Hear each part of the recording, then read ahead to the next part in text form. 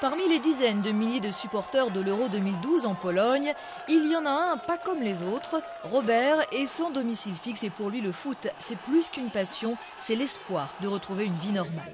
Il fait partie d'une équipe composée exclusivement de SDF comme lui ou d'anciens alcooliques ou drogués qui se préparent pour le mondial de foot des sans-abri au Mexique en octobre prochain. Le football est pour les personnes sans-abri un élément important qui accompagne la thérapie. Leur thérapie qui a pour but de les faire sortir de leur faiblesse, de la rue, de l'alcoolisme ou de la drogue.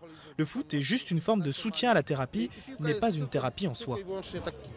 2 semaines avant le lancement de l'Euro, l'équipe polonaise a participé à un tournoi de foot de rue dans le sud du pays. Un baptême du feu pour Robert qui est l'un des 4 goals présélectionnés pour le Mexique. Le coach n'en gardera que 2. Robert espère bien être l'un des 2. Moi, j'ai tout perdu dans la vie, tout ce que j'ai possédé, tout ce que j'ai aimé. J'ai mis du temps à me remettre. Et je suis finalement en train de me relever. Le foot, ça me motive. Ça m'apprend que tout est possible dans la vie. Et je sais que ça ne pourra qu'aller mieux pour moi.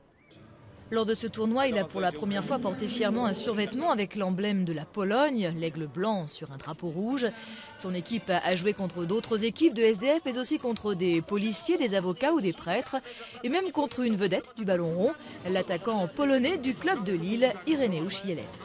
Je n'ai pas hésité un seul instant à me joindre à cette initiative, à ce tournoi de foot des rues où jouent des personnes sans abri. Je suis vraiment content et honoré d'avoir été invité à ce tournoi. Le slogan du tournoi « Le foot nous unit » a ici une vraie signification. Dans les tribunes, les habitants étaient assis aux côtés de SDF. Parmi eux, Maria, 50 ans. Elle croise les doigts pour que le football en aide certains à retrouver un toit et un travail. Si le football peut aider ces gens à s'en sortir, ce serait merveilleux. Le premier mondial des SDF avait été organisé en 2003 en Autriche. Depuis son lancement, il y a donc une petite dizaine d'années, ce programme de réinsertion par le sport a porté ses fruits en Pologne. Sur 63 SDF qui y ont participé, 60 ont quitté la rue.